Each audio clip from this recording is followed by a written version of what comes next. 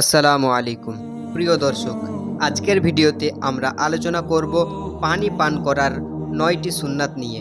প্রিয় দর্শক, ইসলাম সম্প্রসারণ ও প্রচারের লক্ষ্যে আমাদের চ্যানেলটিকে অবশ্যই সাবস্ক্রাইব করবেন। তো আল্লাহ তাআলার অশেষ নিয়ামতের মধ্যে পানি অন্যতম।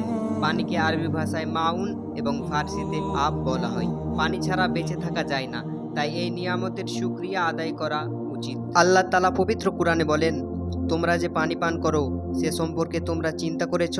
তোমরাই কি তা মেঘ থেকে নামিয়ে আনো, না আমি তা বর্ষণ করি?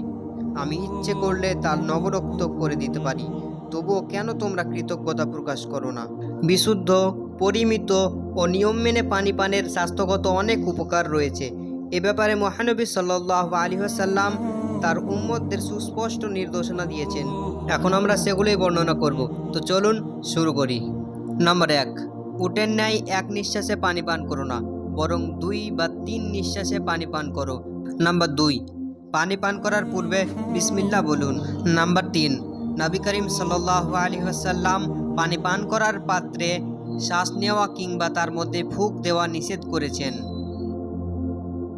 নাম্বার 4, চুষে ছোট ছোট ঢোকে পান করুন। বড় বড় ঢোকে পান করা দ্বারা লিভার এর রোগ সৃষ্টি হয়ে থাকে।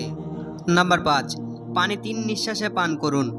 নাম্বার 6, বসে ডান হাতে পান করুন।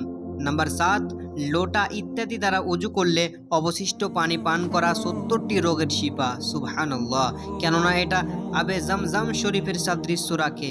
এ উভয় অর্থাৎ উজুর অবশিষ্ট পানি ও জমজম শরীফের পানি ব্যতীত অন্য কোনো পানি দাঁড়িয়ে পান করা মাকরু। এ উভয় পানি দাঁড়িয়ে কিবলামুখী হয়ে পান করুন।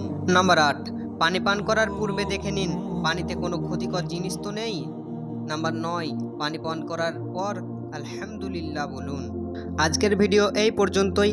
ভালো লাগলে লাইক, শেয়ার অ্যান্ড সাবস্ক্রাইব করবেন। আবার দেখা হবে কোনো অন্য ভিডিওতে। ততক্ষণ পর্যন্ত ভালো থাকবেন। আল্লাহ হাফিজ।